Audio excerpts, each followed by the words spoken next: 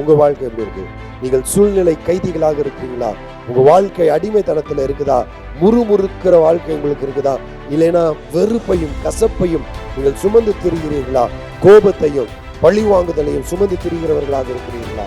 என் சூழ்நிலை மாற, மோசமான சூழ்நிலை, பரிதாபமான சூழ்நிலையிலே அருமையானவர்களை நல்லா பாருங்க, அந்த பிள்ளை நம்பிக்கை உள்ளவளாக, மகிழ்ச்சி உள்ளவளாக, நித்தியத்தை சார்ந்தவளாக, தேவனுக்கு மகிமை செலுத்துகிறவளாக, பிறருடைய நன்மையை எதிர்நோக்கினவளாக காணப்பட்டால் அவள் நற்செய்தியாளராக, நற்செய்தி பணியாளராக நாகமானுக்கும் அவனை தேவனடை சேர்க்கிறவளாக காணப்பட்டால் இன்றைக்கு நீங்களும் நானும் எப்படி வாழ்ந்து கொண்டிருக்கிறோம்? சற்று யோசிச்சுப்பாங்க.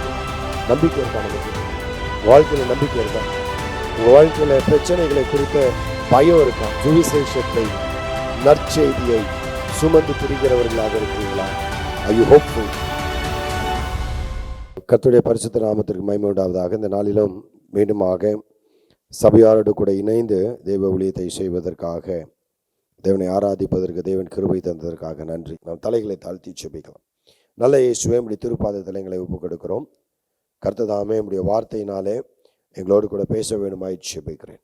நீர் எங்கள் மத்தியில் இடைப்படுவீராக. நம்முடைய சத்தியத்தை எங்களுக்கு விளங்க பண்ணி தருவீராக. நீர் பெரியவர், உம்மை போல வேறு தெய்வன் இல்லை. நீரை மகிமைப்படுவீராக. இயேசுவின் நாமத்தில் பிதாவே, ஆமேன்.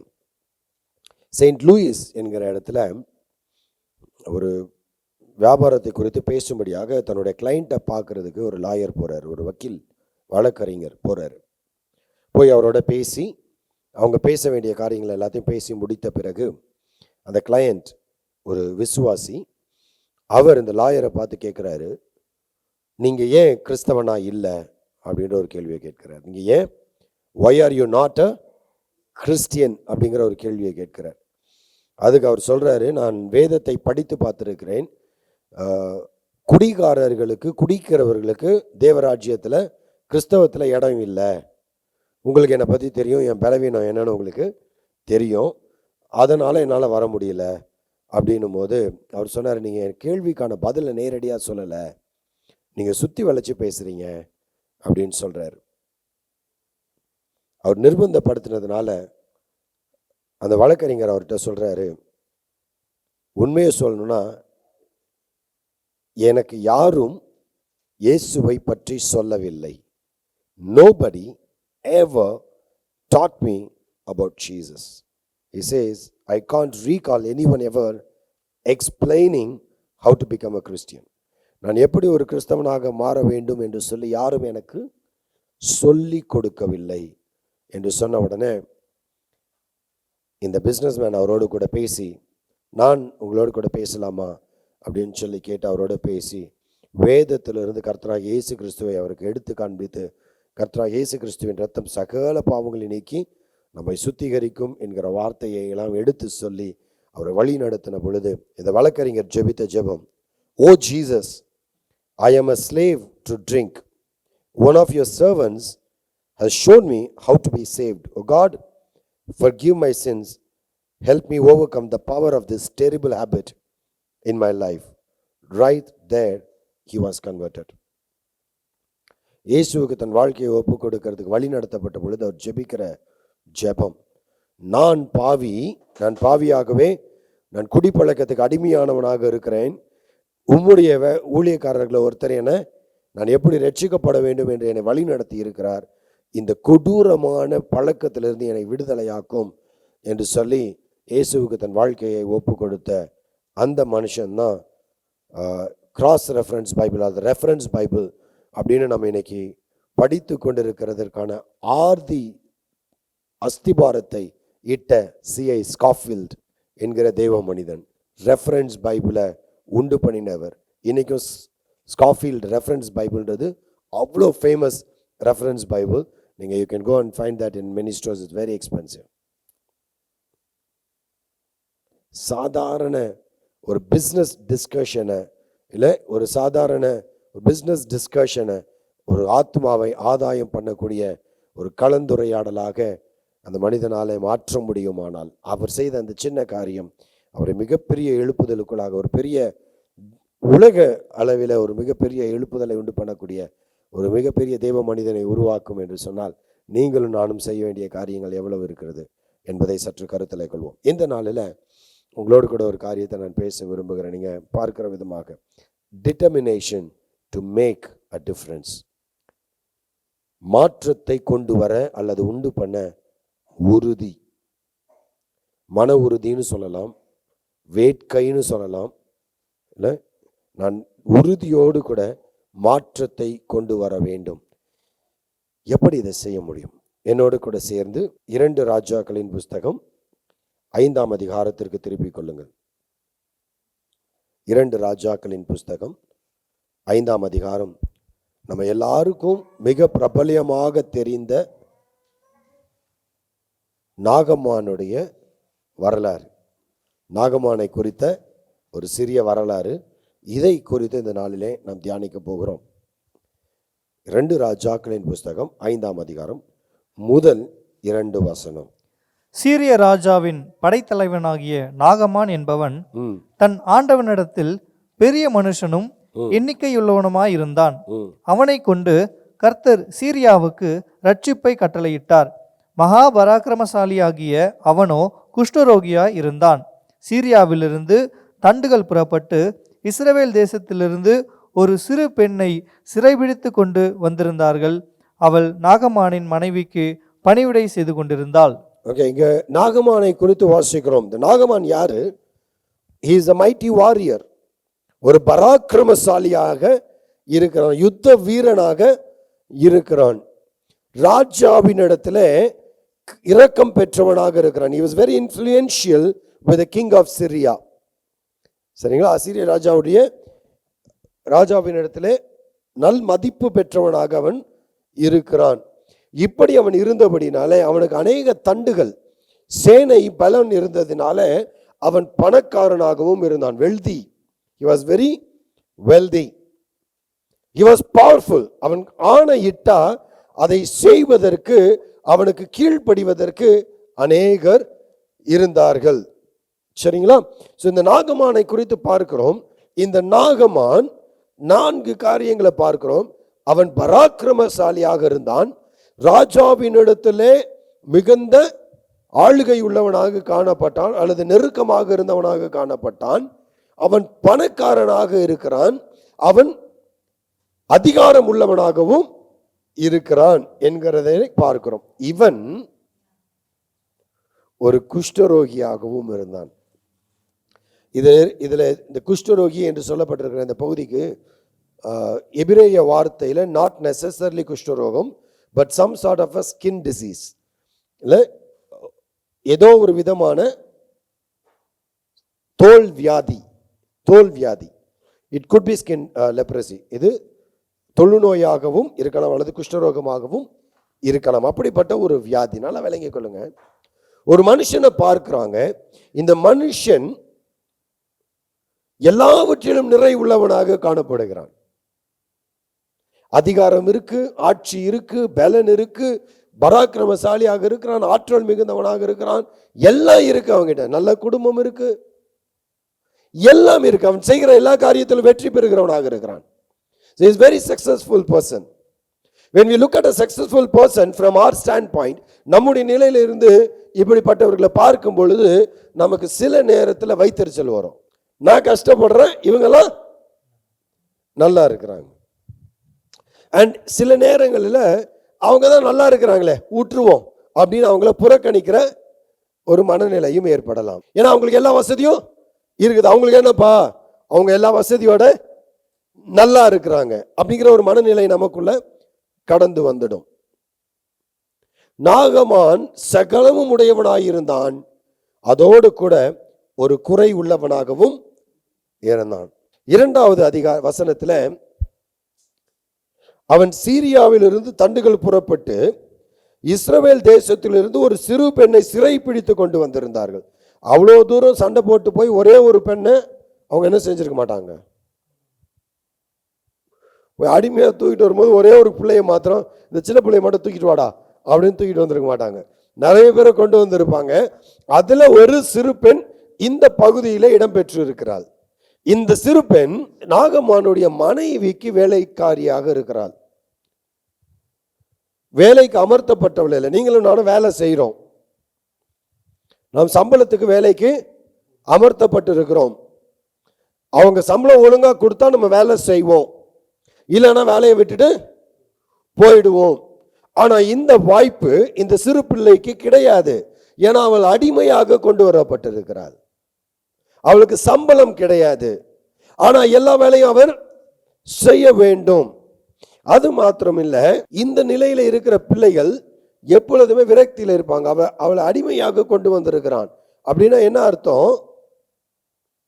அவன் குடும்பத்திலிருந்து உறவுகளில் இருந்து பிரிச்சு அவளை அடிமையாக இங்கே கொண்டு வந்து வைத்திருக்கிறான். ஒருவேளை நமக்கு இப்படிப்பட்ட சம்பவம் நடந்தா நம்ம மனநிலை எப்படி இருக்கும்? கொஞ்சம் யோசிச்சு பாருங்க. ஒரு அடிமையாக இவளை பிடித்து கொண்டு வந்து தன்னுடைய குடும்பத்திலிருந்து, தன்னுடைய உறவினர்களிடத்திலிருந்து, தன்னுடைய சொந்த ஜனத்திலிருந்து பிரித்து கொண்டு வந்து அந்நிய தேசத்திலே தன் மனைவிக்கு அடிமையாக இவன் வைத்திருக்கிறான். அப்ப இந்த பிள்ளையோட மனநிலை எப்படி இருக்கும்? இந்த நாகமான பார்க்கும் பொழுதெல்லாம் அவளுக்கு என்ன உணர்வு ஏற்படும்? She had a choice to have resentment, to carry resentment.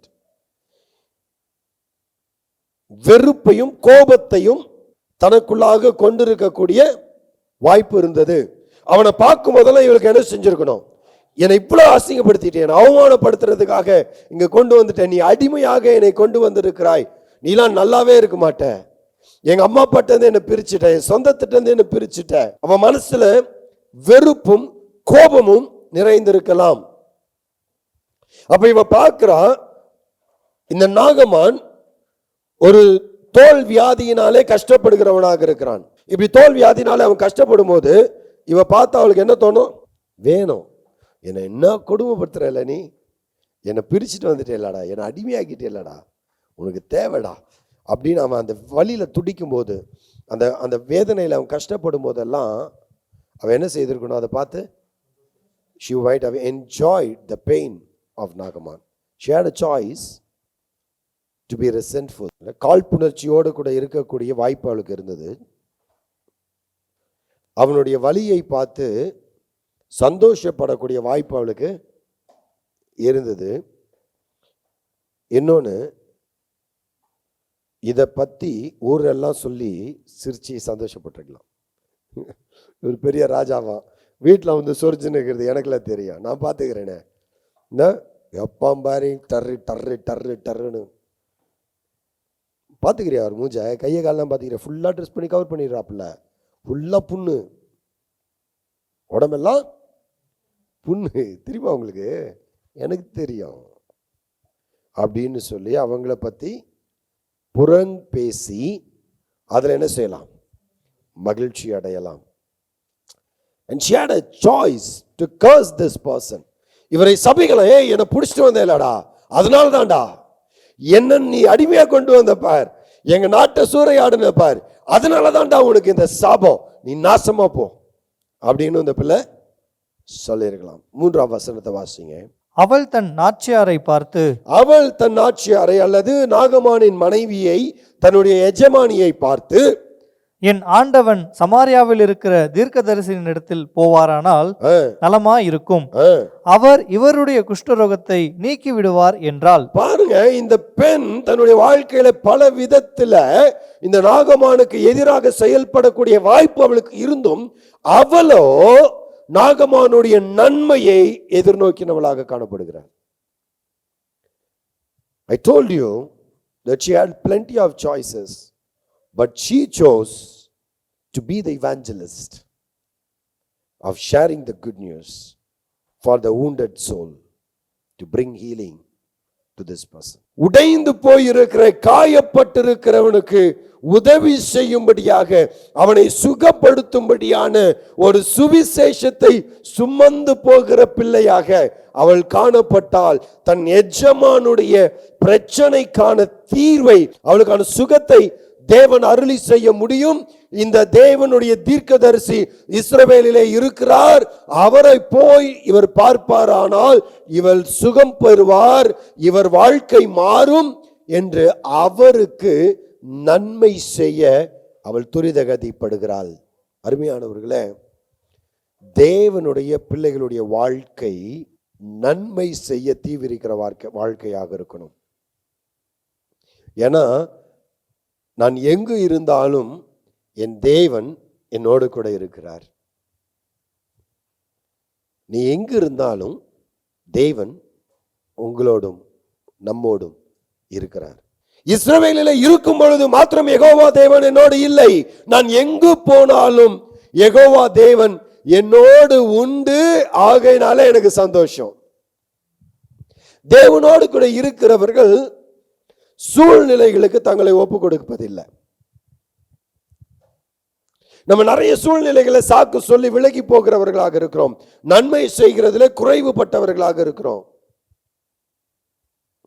ஏழைக்கு இறங்குகிறவன் கர்த்தருக்கு கடன் கொடுக்கிறான். அவன் கொடுத்ததை ஆண்டவர் திரும்ப, அவர் கடன்காரனா இருக்க மாட்டாரு. வசனத்தை கேட்கிறோம், சாட்சியாக கண் எதிர்க்க பார்க்கிறோம், செய்யறோமா? பரிசு திறக்கும் போதே சந்தேகம் வருது. இந்த செலவு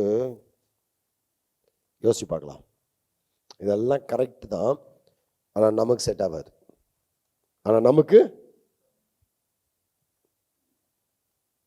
நம்ம எல்லாருக்கும் தெரியும், நன்மை செய்ய திராணி இருந்தும் அதை செய்யாதே போனால் அது உனக்கு பாவமாக எண்ணப்படும். வசனம் நமக்கு நல்லா தெரியும். பிறர் கதறும் பொழுது, அழுகும் பொழுது நான் என் செவியை அடைத்துக் கொள்வேனே, ஆனால் நான் கதறும் பொழுது ஆண்டவர் எனக்கு செவி கொடார் என்பது நமக்கு நல்லாக தெரியும். நாம் எப்படியாக இருக்கிறோம் கொஞ்சம் யோசிச்சு பாருங்க. இங்க ஒரு ராஜாவை குறித்து பார்க்கிறோம். நாகமான் சீரியாவின் ராஜாவின் இடத்துல போய் கடிதம் வாங்கி கொண்டு இஸ்ரவேலின் ராஜாவை போய் பார்க்கிறான். இஸ்ரவேலின் ராஜாவிடத்துல அதை கொடுத்த உடனே 7ஆம் வசனம் வாசிங்க. இஸ்ரவேலின் ராஜா அந்த நிருபத்தை வாசித்த போது அவன் தன் வஸ்திரங்களை கிழித்துக் கொண்டு ஒரு மனுஷனை அவன் குஷ்டரோகத்தினின்று நீக்கிவிட வேண்டும் என்று அவன் என்னிடத்தில் நிருபம் அனுப்புகிறதற்கு கொல்லவும் உயிர்ப்பிக்கவும் நான் தேவனா? இவன் என்னை விரோதிக்க சமயம் தேடுகிறான் என்பதை சிந்தித்து பாருங்கள் என்றான். ஆமா ஆமா, சட்டை கிழிச்சுன்னு அழுகுறான். யாரு? இஸ்ரவேலுடைய ராஜா. இவன் லெட்டர் எடுத்து எங்க கொடுத்துட்டான்? இவனுக்கு பழக்கம். ஏன்னா இவர் அதிகார வர்க்கத்தை சார்ந்தவர். ராஜா கிட்ட போய் லெட்டர் வாங்குறாரு. பொண்ணு சொல்றா, இஸ்ரவேல் அவருக்கு தீர்க்கதரிசி இருக்காரு, அங்க போனா உனக்கு சுகம் கிடைக்கும்னு சொல்றா. இவர் என்ன செய்யணும்? ஸ்ட்ரைட்டா, ராஜா நான் அந்த மாதிரி போயிட்டு வரேன் அப்படின்னு சொல்லிட்டு பெர்மிஷன் வாங்கி லீவ் வாங்கிட்டு ஸ்ட்ரைட்டா தீர்க்கதரிசியை பார்க்க போகணும். ஆனா இவருடைய அதிகாரத்தை காட்டுறாரு. ராஜாட்ட போய் லெட்டர் வாங்கிட்டு போய் அடுத்த ராஜாட்ட கொடுக்குறாரு. ராஜா எவ்வளோ பெரிய ஆளு பார்த்தீங்களா? ராஜா மூலமா போனா அப்படி செம்மையா இருக்கும். நான் அதிகாரம், என்னை பார்த்து அந்த தீர்க்கதரிசி உருண்டு பிறண்டு வந்து எல்லாம் பண்ணிடுவான்ற நினைப்புல போறோம். ராஜா சட்டை கிழிச்சுன்னு அழுகுறான். தூர தேசத்துல அடிமையாக பிடிக்கப்பட்டு போன அடிமை பெண்ணுக்கு இந்த தீர்க்கதரிசியை குறித்து தெரிந்திருக்கிறது. உள்ளூர்ல இருக்கிற தீர்க்கதரிசியை பற்றி ராஜாவுக்கு தெளிவில்லாம இருக்குது. அப்புறம் எலிசா ராஜாவுக்கு சொல்லி விடுறார், ஏன் வஸ்திரத்தெல்லாம் கிழிச்சிட்டு தொங்கிட்டு இருக்கிற, நீ துக்கமாக இருக்காத, என்கிட்ட அனுப்பி நான் பார்த்துக்கிறேன்னு சொல்றாரு. இஸ்ரவேலிலே தேவன் உண்டு என்பதை அவன் அறிந்து கொள்ளும்படி என்னிடத்துல அனுப்பு அப்படின்னு சொல்றாரு. உடனே இவர் கிளம்பி போறாரு. என்ன செய்யறாரு? இஸ்ரவேல் ராஜா பேசுறது பிறகு போறாரு. இவன் என்ன நினைச்சு போறான்? நான் போன உடனே இந்த தீர்க்கதரிசி வந்து எங்க ஊர்ல இருக்கிற மந்திரவாதிகள் செய்வது போல என்னை உட்கார வச்சு சுத்தி எல்லாத்தையும் போட்டு அப்படியே இதெல்லாம் பண்ணி அதெல்லாம் பண்ணி கடவுளை கூப்பிட்டு ஏதாவது மந்திரம்லாம் சொல்லி என்னை தடவி அப்படியே சரியாக ஒரு மந்திரம்லாம் பண்ணி என்னை சரியாக்கிடுவாரு அப்படின்னு நினைச்சுக்கிட்டு அந்த அதிகார தோரணையிலேயே போறான். எலிசா வந்து பார்க்க கூட இல்லை, இவரை வெளியே வந்து எட்டி கூட பார்க்காம 10ஆம் வசனம் வாசங்க. அப்பொழுது எலிசா அவனிடத்தில் ஆள் அனுப்பி, நீ போய் யோர்தானில் 7 தரம் ஸ்நானம் பண்ணு, அப்பொழுது உன் மாம்சம் மாறி நீ சுத்தமாவா என்று சொல்ல சொன்னான். எலிசா தீர்க்கதரிசி நாகமான் அவனிடத்துல எதிர்பார்த்த காரியங்களை செய்யல. நாகமான் நாகமானை பிரியப்படுத்துவதற்கான காரியங்களை எலிசா செய்யல. மாறாக தேவனிலே விசுவாசம் வைப்பதற்கு அவனை உந்தி தள்ளுகிறார். தேவன் பராக்கிரமசாலி, நீ பராக்கிரமசாலி நினைச்சிட்டு இருக்கிற, உன்னிலும் என் தேவன் பெரியவர், என் தேவன் பெரிய காரியங்களை செய்ய முடியும், அந்த தேவனை நீ அனுபவிக்க வேண்டும் என்று சொன்னால் நீ போய் யோர்தானிலே 7 தரம் என்ன செய்ய, மூழ்கி எந்திச்சு வா அப்படின்னு சொல்லி அனுப்புறாரு. நாகமானுக்கு கோபம் வருது பயங்கரமா. அவர் வருவாரு, இதை பண்ணுவாரு, அதை பண்ணுவாருன்னு நினைச்சேன். அவர் எதுவுமே பண்ணல, என் மூஞ்ச கூட பார்க்கல.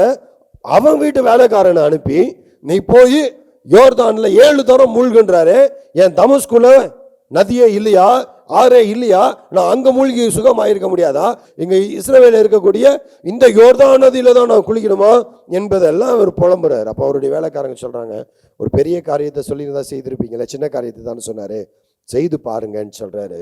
உடனே நாகமான் அதற்கு கீழ்ப்படுகிறான். கீழ்ப்படிந்தது மாத்திரமல்ல, கீழ்ப்படிந்ததினாலே he was restored.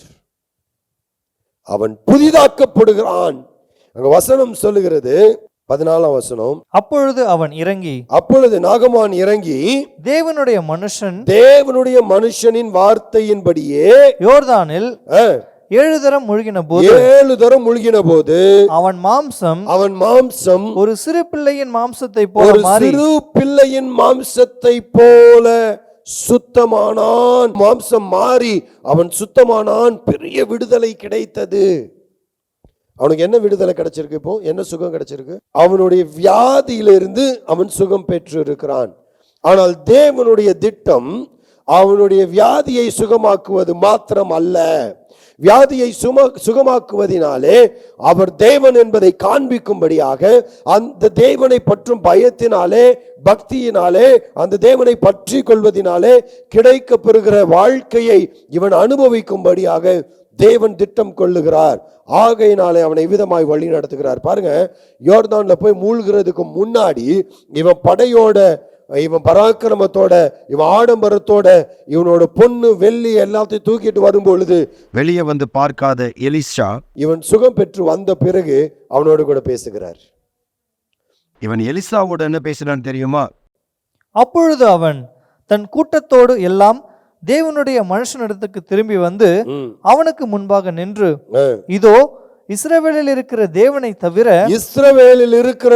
தவிர பூமி எங்கும் வேறே தேவன் இல்லை என்பதை அறிந்தேன். இப்போதும் உமது அடியேன் கையில் ஒரு காணிக்கை வாங்கிக் கொள்ள வேண்டும் என்றான். அவன் சொல்ற declaration, he was not only obedient, he was not only restored, he also declared there is no other God than the God of Jehovah or the God of Israel. Amen. Amen. Hallelujah. இவரை போல தேவன் இல்லை, இவரே தேவன் என்பதை பின்னாடி நீங்க வாசி பாத்தீங்கன்னா, நான் வேற என் ராஜா பணியும் பொழுது அவருக்கு கைலாக கொடுத்து நான் குனிய வேண்டியது ஏற்படும், நான் வணங்க வேண்டிய சூழ்நிலை ஏற்படும். அதை மாத்திரம் ஆண்டவர் எனக்கு மன்னிப்பாராக. ஏன் என்று சொன்னால், இஸ்ரவேலின் தேவனை அல்லாமல் வேறு தேவன் எனக்கு இல்லை என்கிற தெளிவுக்குள்ளாக, நித்திய மீட்புக்குள்ளாக இவன் கடந்து வருகிறான். அருமையானவர்களே, இந்த சிறிய பெண், தன்னுடைய அடிமைத்தனத்திலே வாழ்ந்து கொண்டிருந்த பெண், அநேக வேதனையை சுமந்து கொண்டிருந்த பெண், நாகமானுக்கு விடுதலையை, சுவிசேஷத்தை தந்து அவனை விடுதலைக்குள்ளாக மாத்திரமல்ல, சுகத்துக்குள்ளாக மாத்திரமல்ல, நித்திய தேவனுடைய பிரசன்னத்துக்குள்ளாக வழி நடத்தினாலே இன்றைக்கு உங்கள் வாழ்க்கையும் என்னுடைய வாழ்க்கையும் எப்படி இருக்கிறது? You can choose to be grumbling. நிறைய நேரம் உங்க வாழ்க்கையை குறித்தும் உங்களுடைய சூழ்நிலைகளை குறித்து நீங்கள் குறை சொல்லிக் கொண்டே இருக்கலாம். You have a lot of things to grumble. The girl, அந்த பெண், சிறு பெண்ணுக்கு குறை சொல்வதற்கும் முறுமுறுப்பதற்கும் நிறைய வாய்ப்புகள் இருந்தது. ஆனால் அவள் முறுமுறுப்பதை தெரிந்து கொள்ளவில்லை. She could have been captive of the problem. அவளுடைய பிரச்சனைக்கு அவள் அடிமையாகி போயிருக்கலாம். அவள் சூழ்நிலைக்கு, she could have been a slave to her situation. அவளுடைய சூழ்நிலை கைதியாக அவள் மாறி போயிருக்கலாம். ஆனால் அவள் அடிமையாக இல்லை, தேவனுக்குள்ளாக சுயாதீனலாக இருந்தாள்.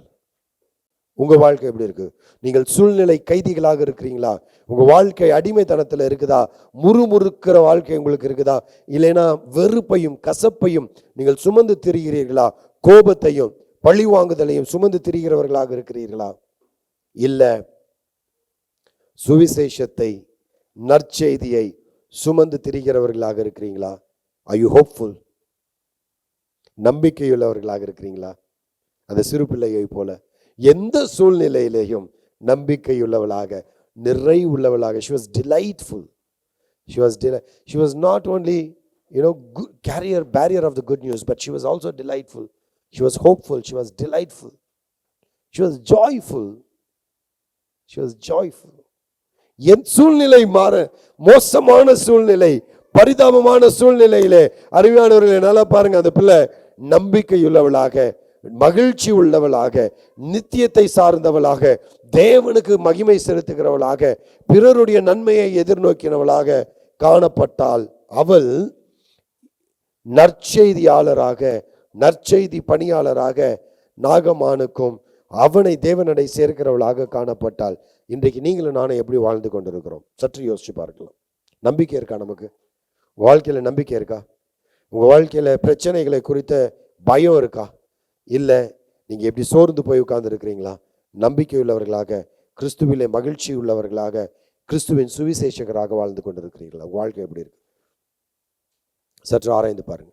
ஒருவேளை இந்த நாளிலும் உங்களுடைய சூழ்நிலையிலும் பிரச்சனைகளிலும் நீங்கள் முறுமுறுக்கிறவர்களாக, போராடுகிறவர்களாக, தர்க்கிக்கிறவர்களாக, व्यसனம் உள்ளவர்களாக, துக்கிக்கிறவர்களாக இருப்பவர்களானால் ஆண்டவர் உங்களை அழைக்கிறார்.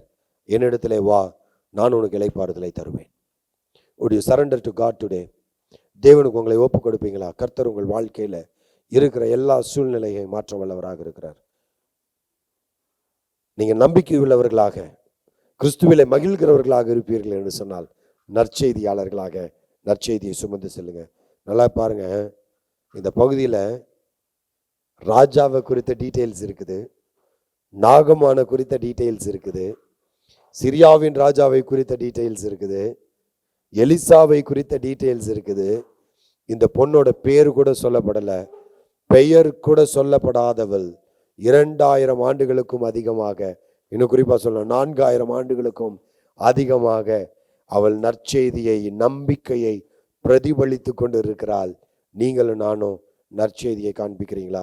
ஒரே காரியத்தை சொல்லி நான் நிறைவு செய்ய விரும்புகிறேன். பல ஆண்டுகளுக்கு முன்பதாக என்னுடைய விசுவாச வாழ்க்கையினுடைய ஆரம்பத்தில் ஒரு நாள் நான் ஒரு ஜெபத்தை முடிச்சுட்டு இங்கே புருஷவாக்கத்துலேருந்து கடந்து வருகிறேன்.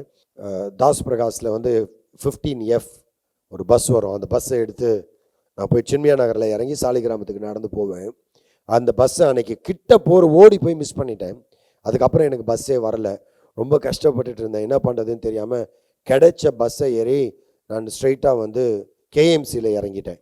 ஏன்னா கேஎம்சி வந்தேன்னா மற்ற பஸ்ஸு கெல்லிஸ்லேருந்து வர்ற பஸ்ஸும் அங்கே வரும். அதனால் இந்த பஸ்ஸும் கிடைக்கும், அந்த பஸ்ஸும் கிடைக்கும். நான் எப்படியாவது வீட்டுக்கு போயிடலான்னு சொல்லி நின்றுட்டு இருந்தேன். என் கையில் வேதாகமத்தை வைத்திருந்தேன். இதை பார்த்து கொண்டு இருந்த ஒரு மனுஷன் ஸ்ட்ரைட்டாக என் கையை பிடிச்சி, நீ ஏசுவா, நீ கிறிஸ்தவனா அப்படின்னு சொல்லி கேட்க ஆரம்பித்தார். அவர் குடிச்சிருக்கிறாருன்றது தெளிவாக தெரிஞ்சுது. அவர் பேச்சு குளறிச்சு. என்னை ரொம்ப ஆனால் வற்புறுத்தி என்கிட்ட பேசிக்கிட்டே இருக்கிறாரு. கஷ்டத்தை பற்றி அவர் அப்படியே கதறாரு, கொட்டுறாரு, என்கிட்ட பேசிகிட்டே இருக்கிறாரு. கரெக்டாக அவர் என் கையை பிடிச்சி கதறும் போது பஸ் வந்துருச்சு. எனக்கு என்ன பண்ணுறதுன்னு தெரியல. நான் பஸ்ஸில் கம்பியை பிடிச்சிட்டு இருக்கேன், இவர் என் கையை பிடிச்சி இழுக்கிறாரு. இது நைட்டு பஸ்ஸு. அவன் கிளம்பணுன்றதுல உறுதியாக இருக்கிறான். என்ன பண்ணுறதுன்னு தெரில. கண்டக்டர் ஏய் வரியா இல்லை போறியா அப்படின்னு சொன்னான். இவர்கிட்ட கெஞ்சுறேன். உடனே என்கிட்ட கார்டை கொடுத்து, என் வீட்டுக்கு நீங்கள் வாங்க, எனக்கு இயேசுவை பற்றி தெரிஞ்சுக்கணும், நானும் என் குடும்பமும் ரெடியாக இருப்போம், தயவு செஞ்சு வாங்க அப்படின்னு சொல்லி கெஞ்சி கையில் கார்டை கொடுத்துட்டாரு. அவர் பேரை சொல்ல விரும்பல. நான் பஸ்ஸில் ஏறிட்டேன். அந்த அந்த அந்த மனுஷனுடைய அந்த குடிச்சிட்டு புலம்புறாரு. இது மனசை உறுத்துது. அடுத்த நாள் காலேஜ் போயிட்டு ரிட்டர்ன் வந்துட்டேன். ஆனால் மனசுக்குள்ளே இது உறுத்தல் இருந்துக்கிட்டே இருக்குது. இந்த மனுஷன் இவ்வளோ நிர்பந்திச்சு என்னை கூப்பிட்டாரு, வற்புறுத்தி கூப்பிட்டாரு. போகலாமா வேணாமா, குடிகாரன் பேச்சை கேட்டு போய் அடி வாங்கிட்டு வரக்கூடாது, இது வேற ஒரு பக்கம் பயம். இப்படி பல விஷயம் எங்கள் மண்டையில் ஓடிட்டே இருக்குது. ஸ்ட்ரைட்டாக திரும்ப வார நாளில் ஸ்ட்ரைட்டாக கிளம்பி ஜோஷமாக்கு போகிறேன். அங்கே போயிட்டு பேசிகிட்டு இருக்கிறேன். மேர்சி ஆண்டி இருக்கிறாங்க, ஜபா பாட்டிமா இருக்காங்க, பிரேமா ஆண்டி இருக்காங்க. இவங்க 3 பேர்ட்டையும் பேசிகிட்டு இருக்கிறேன். பேசிகிட்டு இருக்கும்போது பிரேமா ஆண்டி தான் டக்குன்னு சொல்கிறாங்க, வாடா நான் வரேன் போகலாம் அப்படின்றாங்க. மற்றவங்கள டேய் குடிகாரன் பேச்சை கேட்டு போய் அடி வாங்காதரா அப்படின்ட்டாங்க. ஆனால் பிரேமா ஆண்டி சொல்கிறாங்க, நான் வர்றேன், என் கூட வா அப்படின்னு சொல்லி பிரேமா ஆண்டி என் கூட கிளம்பி நாங்கள் அந்த அட்ரஸை தேடி நானும் பிரேமா ஆண்டியும் போகிறோம். ஏன்னா எனக்கு சுவிசேஷம் சொல்ல தெரியாது, இந்த பிள்ளைக்கு என்ன செய்யணும்னு சொல்ல தெரியாது. ஆனால் எலிசாவுக்கு என்ன செய்யணும்னு தெரியும். எலிசா கிட்ட இவன் நடத்தினான். எனக்கு அன்னைக்கு அந்த நிலைமை தான். எனக்கு இயேசுவை பற்றி சொல்கிறதுக்கு தெளிவாக தெரியாது. அதனால் நான் போய் பேசுகிறேன். பிரேமா ஆண்டி வரேன்னு சொன்ன உடனே பிரேமா ஆண்டி கூட சேர்ந்து நாங்கள் 2 பேரும் போகிறோம் அந்த வீட்டுக்கு. ஆட்டோ பிடிச்சி விசாரித்து போகிறோம். டு ஆர் சர்ப்ரைஸ் 23 பேர் அந்த வீட்டில் எங்களுக்காக காத்துட்ருக்குறாங்க. 23 பேர் வந்து சொல்கிறாங்க. நாங்கள் போன உடனே சொல்கிறாங்க, வாங்க வாங்க நீங்கள் தானா அது? நேற்று நைட்டு வந்ததுலேருந்து புலம்பிக்கிட்டே இருந்தார், உங்களை பற்றியே பேசிகிட்டு இருந்தார். எங்களுக்குள்ள எந்த கான்வர்சேஷனும் நடக்கலை. ஆண்டவர் கிரியை செய்தார். அன்னைக்கு அந்த 23 பேருக்கும் கர்த்தராகிய இயேசு கிறிஸ்துவின் நாமத்தினாலே சுவிசேஷத்தை சொல்ல கர்த்தர் உதவி செய்தார். குடிகாரன் தான், மதிக்காமல் விட்டுருக்கலாம், பயத்தில் ஒதுங்கி இருக்கலாம். கர்த்தருக்கு ஒப்பு கொடுத்த பொழுது ஒரு கூட்டத்தை ஆதாயப்படுத்த கர்த்தர் உதவி செய்தார். Are you ready? பயம், கலக்கம், போராட்டம் இதெல்லாம் ஓரம் வச்சுட்டு நீங்கள் நம்பிக்கை உள்ளவர்களாக இருந்தால் நம்பிக்கையை மற்றவர்களுக்கு கொடுக்க ஆயத்தமா?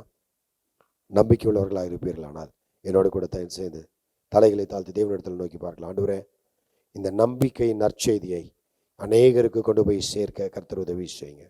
அந்த சிறு பிள்ளையை போல எந்த காலகட்டத்திலும் எங்களுடைய சூழ்நிலைகளை குறித்து நாங்கள் பரிதபிக்காம, அதை குறித்து நாங்கள் முறுமுறுக்காம, அதை விட உம்முடைய நற்செய்தியை சுமந்து செல்கிறவர்களாக, மற்றவர்களை பார்க்கும் பொழுது அவர்களிடத்திலே தேவன் இல்லை என்பதை உணர்ந்து அவர்களுக்கு தேவனை கொடுக்கிறவர்களாக, பரிசளிக்கிறவர்களாக, நித்திய வாழ்வுக்கு நேராக நடத்துகிறவர்களாக எங்களை மாற்றுங்கன்னு சொல்லி கேட்கலாமா? ஒப்பு கொடுக்கலாம். ஆண்டவரே, நான் பாவிகளாக இருக்கையில் இந்த உலகத்திற்கு வந்து எங்களை நேசித்து உடைய அன்பை விளங்க பண்ணினீர். நம்பிக்கை இல்லாத எங்கள் வாழ்க்கையில நம்பிக்கையை பரிசாக தந்தீர். நம்பிக்கையின் பிள்ளைகளாக, வெளிச்சத்தின் பிள்ளைகளாக வாழ்ந்து கொண்டிருக்கிற நாங்கள் இந்த சிறு பிள்ளையை போல ராஜா, சூழ்நிலை கைதிகளாக இராதபடிக்கு, முறுமுறுக்காதபடிக்கு, குறை சொல்லாதபடிக்கு, ஏளனம் பேசாதபடிக்கு, அன்பு செலுத்த, தேவனை காண்பிக்க, தேவன் அண்டை பிறரை நடத்த கர்த்தர் அனுகிரகம் செய்வீராக. ஏற்றுக்கொள்ளுங்க, வழி நடத்துங்க, ஆசீர்வதிங்க. இயேசுவின் நாமத்தில் பிதாவே. God bless you.